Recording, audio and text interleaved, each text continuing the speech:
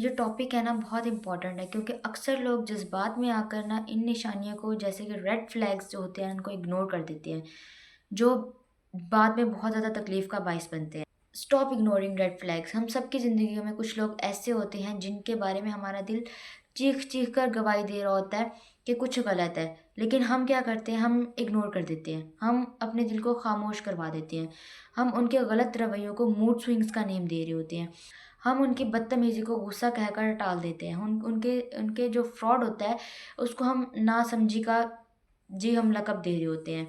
لیکن آج کی ویڈیو ان تمام لوگوں کے لیے جو کسی رشتے میں بند آنکھوں کے ساتھ چل رہے ہیں۔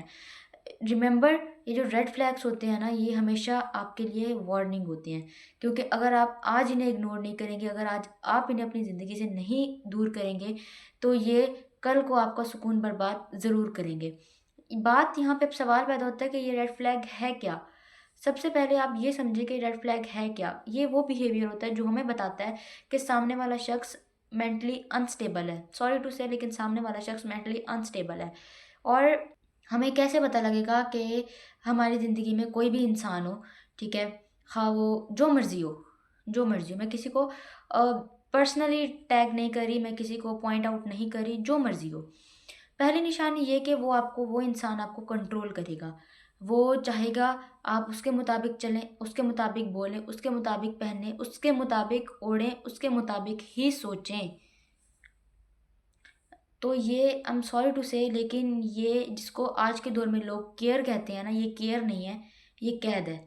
اگر آپ اگلے انسان کو یہ بتائیں گے کہ میں تکلیف میں ہوں، اس کو اپنی تکلیف بتائیں گے، تب الٹا آپ کو ہی قصوروار ٹھہرائے گا کہ آپ ہی پاگل ہو یا پھر آپ ہی زیادہ سوچتے ہو۔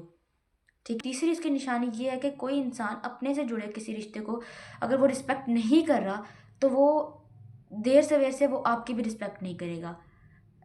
یہاں پہ اب سوال یہ پیدا ہوتا ہے کہ ہمیں نظر آ رہا ہے اگلا انسان غلط ہے، ہم پھر بھی اسے جڑے رہتے ہیں، کیوں؟ اس کی وجہ یہ ہے کہ امید، ہوپ۔ ہمیں لگتا ہے کہ ہمارے جو جذبات ہیں نا، وہ اس کو بدل دیں گے۔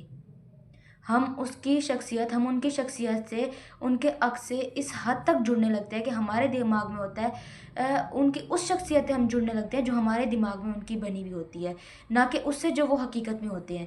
حقیقت یہ ہے کہ آپ کسی کو نہیں بدل سکتے تب تک جب تک وہ خود کو نہ بدلنا چاہے۔ آپ کسی کا ریہیب سینٹر نہیں ہے۔ آپ کو اپنی ذہنی صحت داؤ پر لگانے کی ہرگز ضرورت نہیں ہے کہ آپ اپنی مینٹل ہیلتھ داؤ پر لگا دیں اور اگلے بندے کو آپ ٹھیک کر رہے ہیں۔ نہیں، آپ اگلے بندے کو ٹھیک نہیں کر رہے، آپ خود بخود اپنی مینٹل ہیلتھ خراب کر رہے ہیں۔ آپ ان سے نا خاموشی سے دور ہو جائیں۔ جب آپ کو پہلی مرتبہ ریڈ فلیگ آپ کی زندگی میں نظر آئے تو اس پر بات کریں۔ اگر اس کے بعد بھی اس کا رویہ چینج نہ ہو تو آپ پیچھے ہٹ جائیں۔ پیچھے ہٹ جانا ہی بہادری ہے۔ اگر آپ غلط ٹرین پر سوار ہو گئے ہیں تو جتنا جلدی ہو سکے اتر جائیں۔ واپسی کا سفر اتنا ہی آسان ہوگا، جتنا آگے جائیں گے واپسی اتنی ہی مشکل ہوگی اور اذیت اتنی ہی زیادہ ہوگی۔ سیلف ریسپیکٹ پہ کبھی سمجھوتا مت کیجیے۔ اکیلا رہنا اس رشتے سے 1000 گنا بہتر ہے جہاں آپ کو ہر وقت اپنی سچائی ثابت کرنی پڑے، یا پھر جہاں آپ کی روح ہر روز زخمی ہو۔ اپنی آنکھیں کھلی رکھیں، اپنے دل کی سنیں اور ان نشانیوں کو پہچانیں۔